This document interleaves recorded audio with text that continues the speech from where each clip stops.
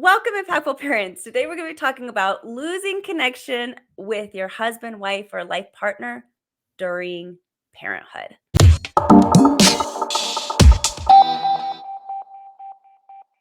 I wanted to bring this conversation to the table because I saw this video that just kind of sparked some feelings inside of me, and I wanted to share it with you and the audience. So let's watch the video.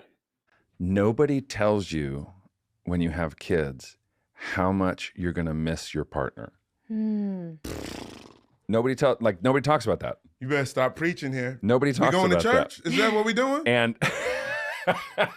Yeah. Come on now. and my wife Rachel and I have gone through this episode. Yes, sir. And we have a 3.5-year-old and a 1.5-year-old. Yeah. And so we've kind of done it twice in the last 4 years, where you have to redefine yourself. Yeah. And you get so stuck trying to take care of this human being, and all of your oxytocin is focused on this point that you forget to point any of it at each other. Yes. And this is where that parallel living comes up, and it takes active intervention to prevent it. You can't just There's no figure it button. out.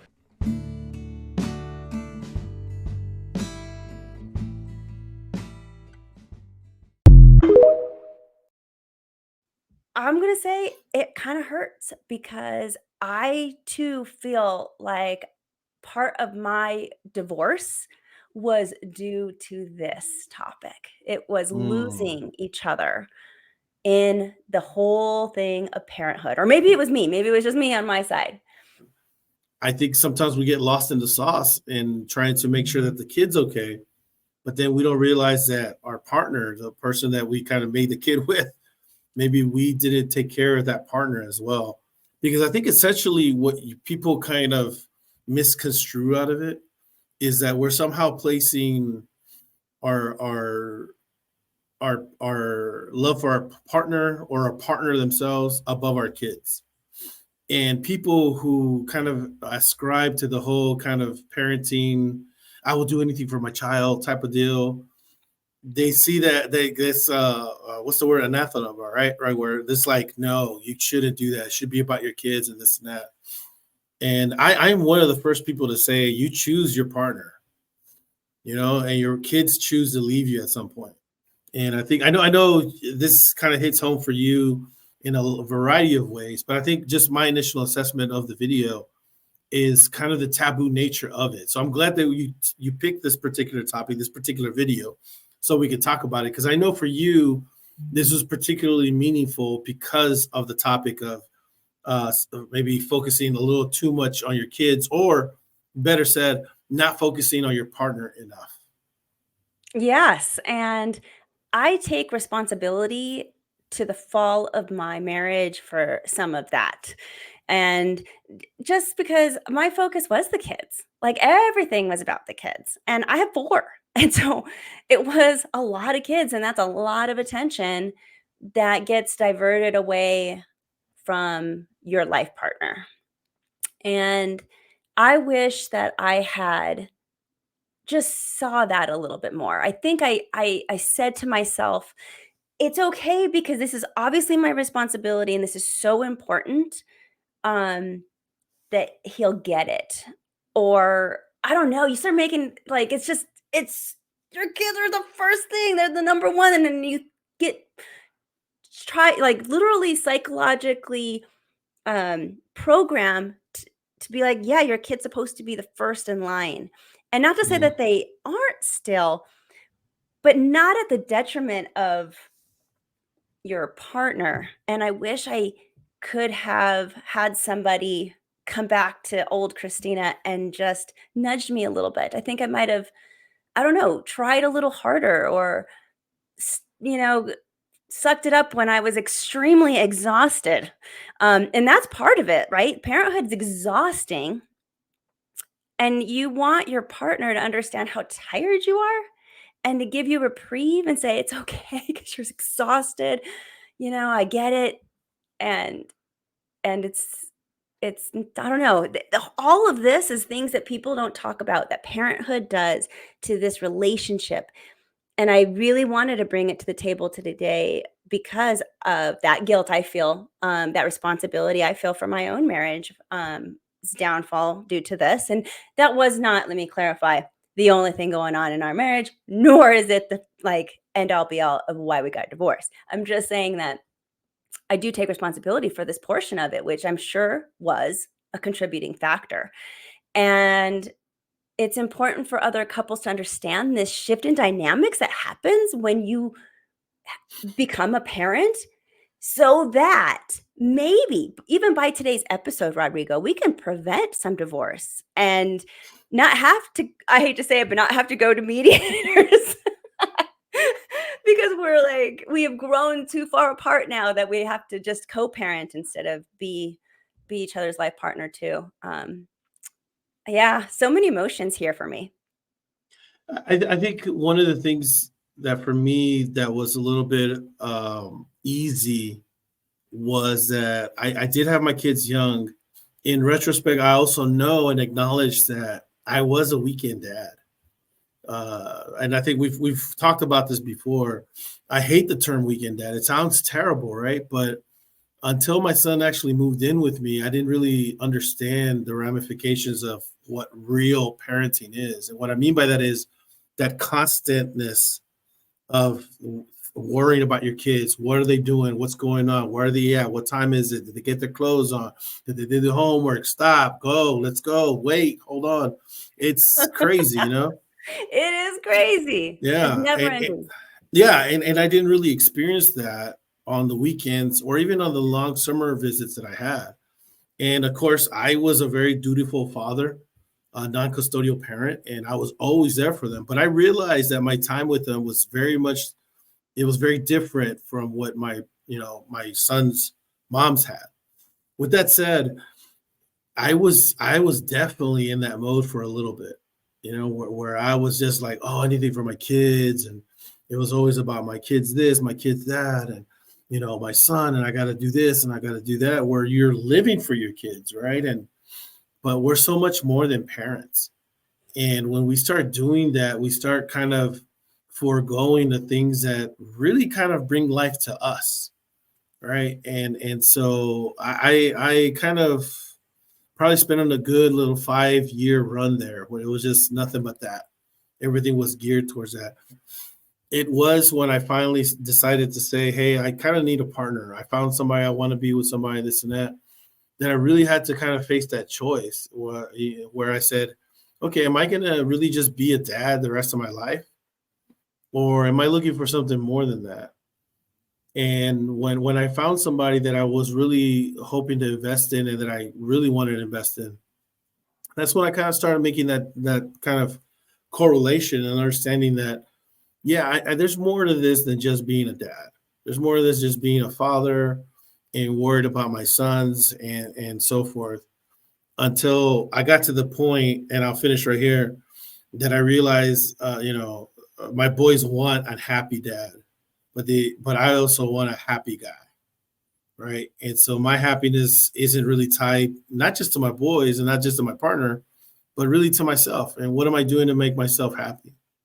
And of course, your martyr parents will say, "Well, my kids make me happy." Well, yeah, I get that, but I think there's more to life than just your kids. I don't know. I don't know how long you went through that phase, Christina, where you were kind of doing that, where your kids were your life. Well, how long do you think it took you to kind of understand that? Well, I didn't understand it until I got divorced because it was um it was that pick myself up from my bootstraps kind of day, and looking in the mirror and realizing that I had completely lost who I was. And I talk about that journey of finding myself again and realizing that I had lost myself, after the divorce in a couple different other episodes, and pretty extensively. So, if anybody would love to hear that, I'd love them to go check out those episodes. And maybe I'll put those in the show notes so that you know which episode to go look for. But when you become a parent, everything shifts, right? Like everything in your life shifts. And that includes who you become. and your identity. So your identity starts to mold and shift and grow. And now one of your identities is a parent.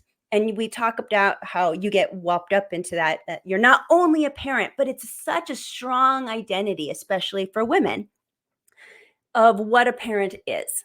And when you become a parent, you definitely morph into something different. You grow in ways that you never thought you could. You find out things about yourself, you're exhausted, you're tired, and this whole label of becoming a parent and anything that encompasses changes you. Um and it's it's so frustrating to me because and that happens for men too, where all of a sudden he's a dad and maybe he changes too in ways that she may not find attractive.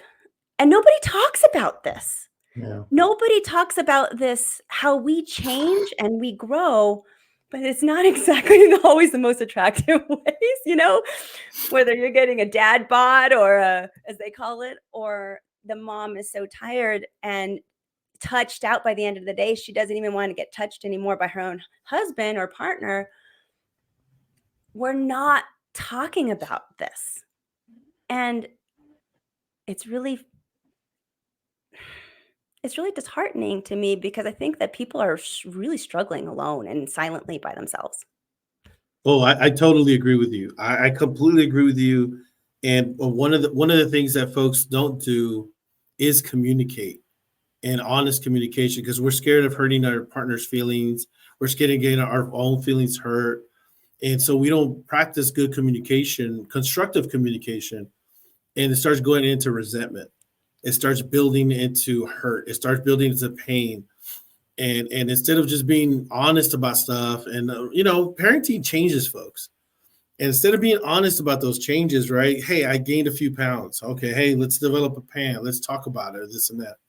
It's almost as if instead of talking about it, we instead have a shield and we expect maybe our partners to just deal with it and not talk about it. And then we don't, our partners are going to deal with their own problems and deal with whatever we're dealing with in their own way. And it just ends up being something that leads to friction. It leads to problems. It leads to folks not understanding each other. I think you brought up a really good example, right? Where as a mom, you're tired, right? All this energy and all this stress and taking care of the kids and the homework and this and that. And then at the end of the day, you just want to rest. You just want to relax. And maybe you don't feel up to, stuff, right? And there's your partner wondering like, hey, I was at work all day. Everything was great. Talk to the kids, and what's going on. And one day leads to 1 week, leads to 1 month. And, you end up doing things that, you really probably didn't even do before the kids were there, right? Where you're not intimate, where you're not sharing with each other and so forth. I know that it does get kind of mundane. I will say I did have a great practice that a partner and I would do every single weekend. We always had a date night. And I would like to say that it really grounded us.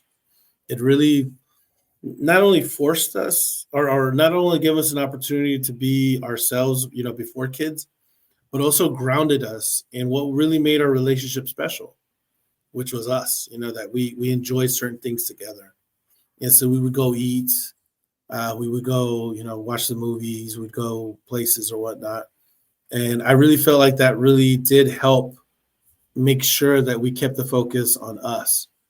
You still had the rest of the week going on, and so forth, but we had that grounding that occurred. And I think it's really important, even if you have volleyball practice, even if you have chess club, even if you got to pick up the kids in the morning to take them to go practice cross country, whatever the case may be, I would definitely ask folks out there to, set some time aside for you and your partner. And even if you don't have a partnership with somebody there that you live together, right? Well, make sure that you spend one day where you kind of, focus on that as opposed to continuously focusing to be a parent. And I think that's where we kind of get lost is we get stuck with the kids must be number one, and they don't have to be number one all the time. They just always have to be in the top five. They're that most important part of your life. But the number one spot, I mean, I truly feel like that can shift. That could be depending on who needs it at the time. That definitely can shift. And you've I want people to do exactly what you're saying. Like really be intentional about Yeah. their time with their partner. Phoneless and really trying to reconnect, not just going to the movies where you're not going to talk at all and you're just only going to sit next to each other. Like really being intentional about that connection is so important. Yeah, no, I agree. I agree. And I think it has to be something outside of the kids, outside of that routine, because we do get stuck in that routine, right? We get stuck in the whole hum of the dailiness of everything, especially right now, school is starting for a lot of parents out there. And it's exciting, it's new, but then you get into the doldrums, right? And it's just the repetition and the practices and picking up and then going to school and coming up, so forth. Especially in the spring semester. Oh my God! During the spring, it's almost like the finish line is way over there, and you're just tracking. But you can really get lost in that and lose sight of the other things that are really important. That I frankly feel are more important. I'm not gonna sugarcoat this for people. I'm the type of person that say like, hey, your kids are important, but they shouldn't be the most important. And I know that sounds super crazy coming from, a co-parenting coach and so forth. But when you really put that into perspective, you put yourself first. You say, okay, what do I need to be successful? What do I want? How am I gonna make myself feel good? Because you can't pour from an empty cup. I know that's a cliche. I know that's counselor talk and so forth, but you really can't. And eventually you get tired of it. It's be resentment. It's going to be indifference, apathy. But if you really focus on yourself first and make sure that you're in a good spot, then you can start helping others. And of course, you're going to be supporting your kids the best way that you can. I think one of the things that we kind of fall into, Kristina, and we always, we kind of, one of the reasons we kind of start kind of dismissing our partners is also because we feel that our kids are representative of the value that we have, right? So if our kids aren't super kids, if they're not out here, doing, straight A's and, captain of the math club and, head cheerleader, or, whatever the case may be, right? We tend to draw our value based on how well our kids perform. And that is really dangerous because then we put these unnecessary expectations on our kids and we're forcing them to do things, so forth. And then we also put, tie our worth to them, and if your kid gets bad grades, you're like, okay, what did I do wrong? And I'm a bad parent. And oh my God, my kid, found out that has a vape pen. Oh, what kind of parent am I? And it's all kinds of stuff, and we don't realize that kids have a mind of their own. We have an influence on them, but we slowly start losing that influence, especially if we're not setting good foundations for communication with them. And so I think that's one of the things that also happens, Kristina, that we put this value on our kids and value on ourselves based on that. And I think that's very dangerous because our kids are not reflective of us. They definitely can pick up good habits and so forth, and this and that. But it doesn't mean that, if they do falter or something happens, that it's also reflective of us. That doesn't necessarily mean that at all. I agree. I think that does happen more often than people want to admit.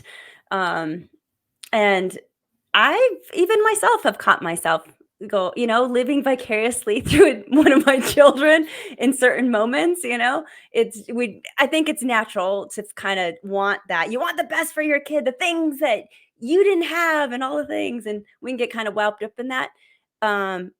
And so I feel like that feeling's natural, but we need to reel it back because Yeah. it's not our life to live. It is their life to live, and we cannot confuse the two. Otherwise, we're going to be very disappointed, especially when they enter their teenagehood and adolescence, and we lose control.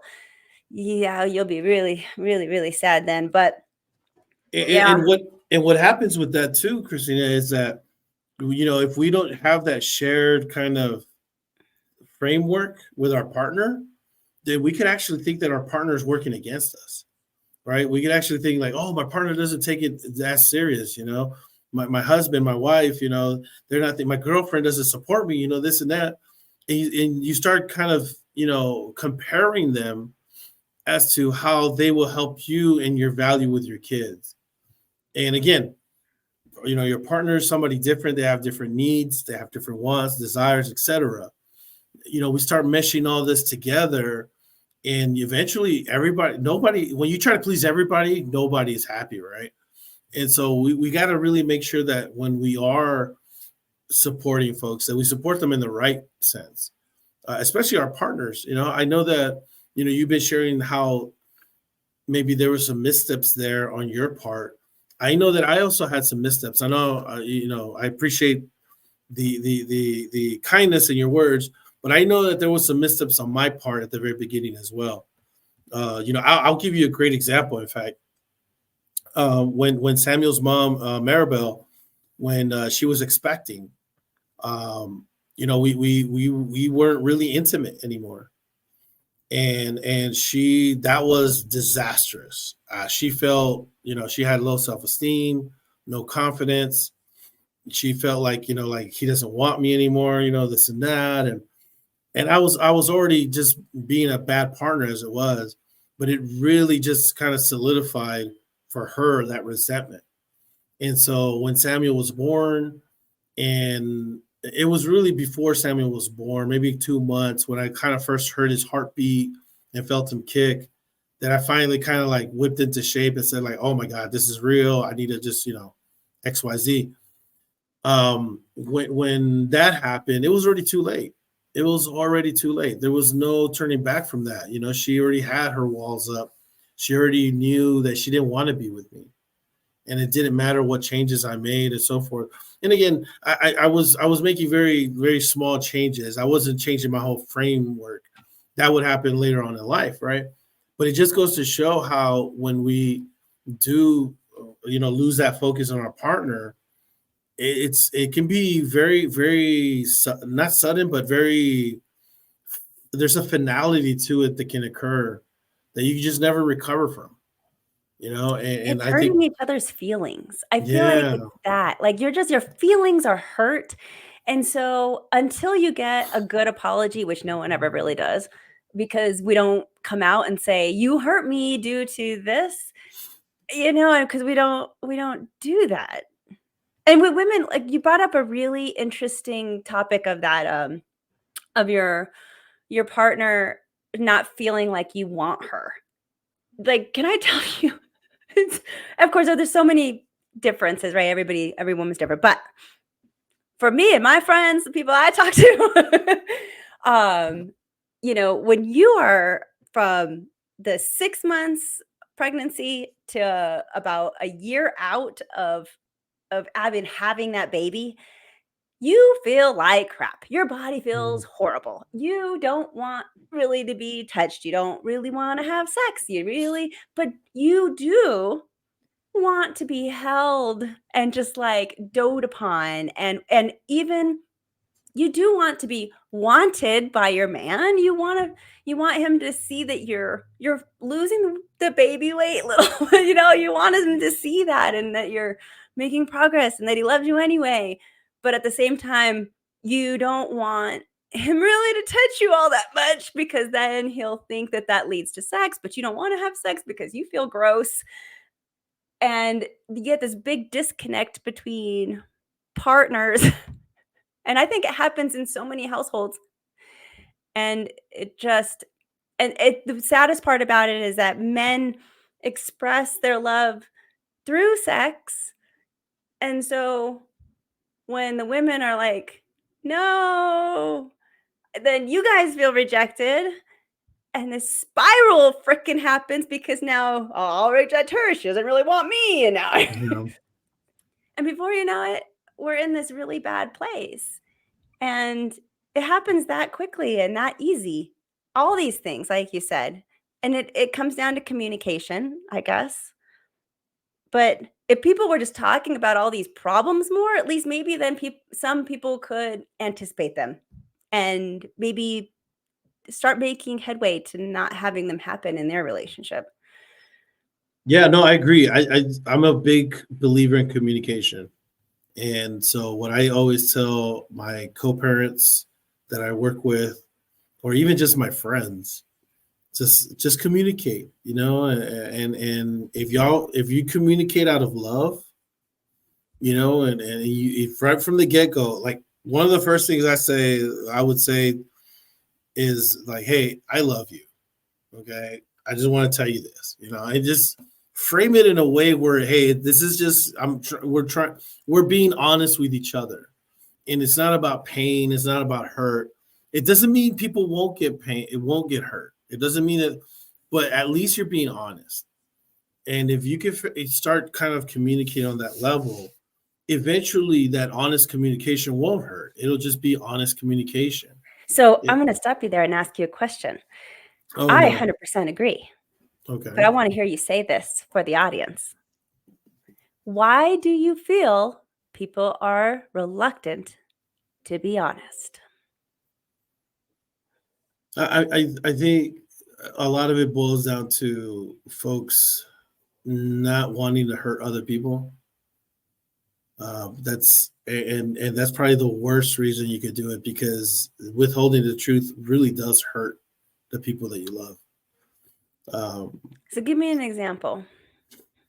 Well, I'll give you a great example. I was talking to a parent one time, and I think I've used this example already, but I will use it again because, again, this just goes to show why good communication really works.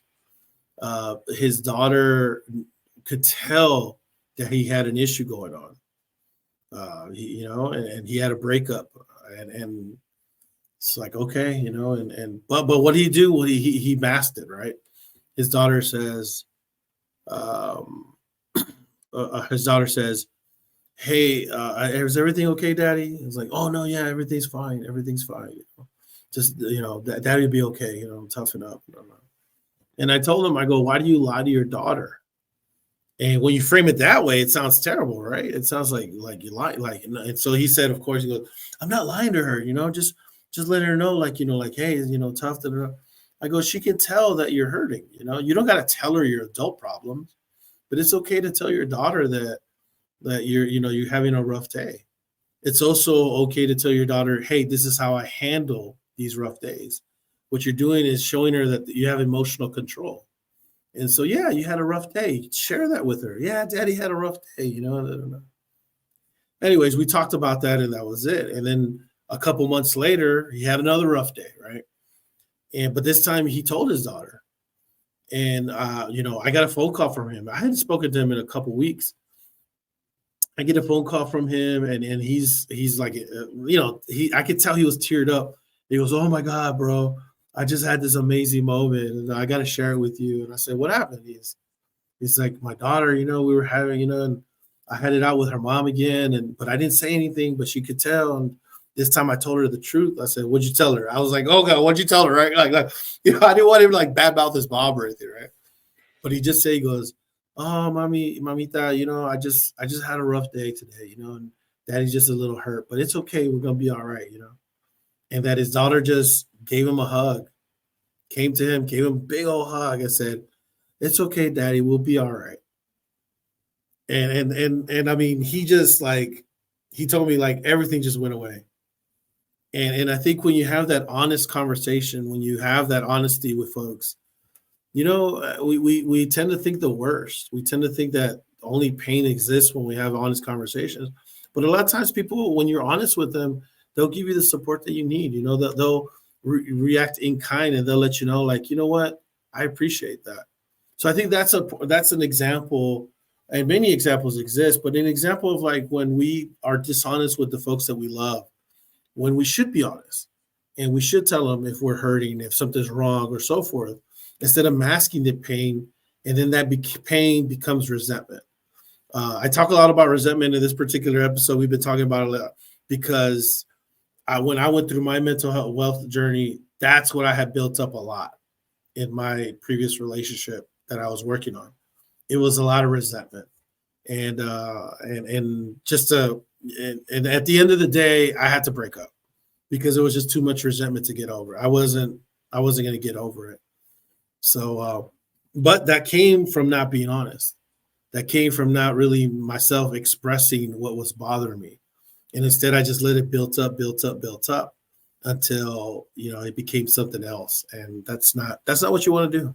That's not what you want to do. I hope that answered your question. It does. And, as you're speaking, I was thinking, in my experience, maybe fear was another emotion that prevented me from being a good communicator. I think I was afraid of different things, whether I was afraid of what he was going to think of me, afraid of um, that he wouldn't understand. Mm, Um, but mm. everything that you said, like when you are honest and you can communicate with your partner, I mean, that just opens up the world to to connection, actually. Yeah, Uh, yeah, I mean, that you're just vulnerable, and now you're willing to get connection with that, since this whole episode is all about how can we keep that connection with our our partner so that we don't miss them, because you will miss your partner, once you're in parenthood, because things are just not the same, but that is one. It goes back to that is one. For sure, that is on the top of the list. You have to be vulnerable enough to communicate really honest. And that was a good example of how it works. yeah. I would say that would probably be the first thing. Have establishing those open lines of communication, and then second of all is really setting the time for yourself for both of y'all. It doesn't have Both. to be. Go I ahead. think, yes, as you said, like, I think both. You need both. You need a date night and you need a yourself by yourself day. Yes, yes, yes, yes, yes, yes. That is a great point, and something that kind of allows the other person to kind of do what they want to do for that night or whatever it is, without any guilt. That Yeah, without any guilt is the key there, super Rodrigo. key, super key, super key. Because you know how important it is for girls' night, right? And I'm pretty sure you understand this. Like the first time you have girls' night after maybe you've had a kid, or you've been out, from the scene or whatever Oh you yeah, want we to went call crazy. Just it. I bet, I bet, I bet. It's important for folks to make sure that we give our partners and ourselves space to do what we want to do without having that guilt, without having any type of remorse, without having any type of throwing it back in our face or anything like that, because we do still want to do things, and when you're a parent, you might feel guilty, you might feel like you shouldn't want to do something, whether it's going out on a girls' night, whether it's going fishing with the boys, whether it's whatever activity you do. I mean, for me, for example, I like to listen to music. I like to go to the movies, right? I like to travel.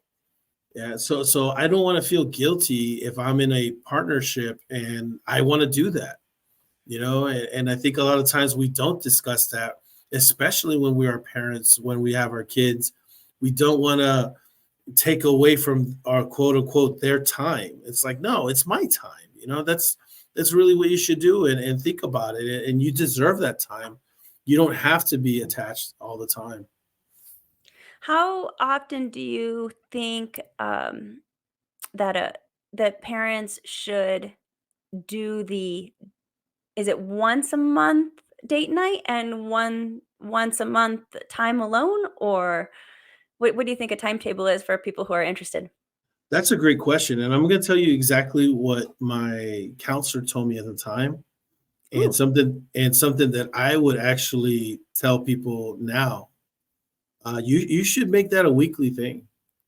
It should be a weekly thing because you don't take breaks from that. It should be something that you're committed to, something that you can make happen. Now, of course, if you have to plan it around events and around things, right? I understood, right?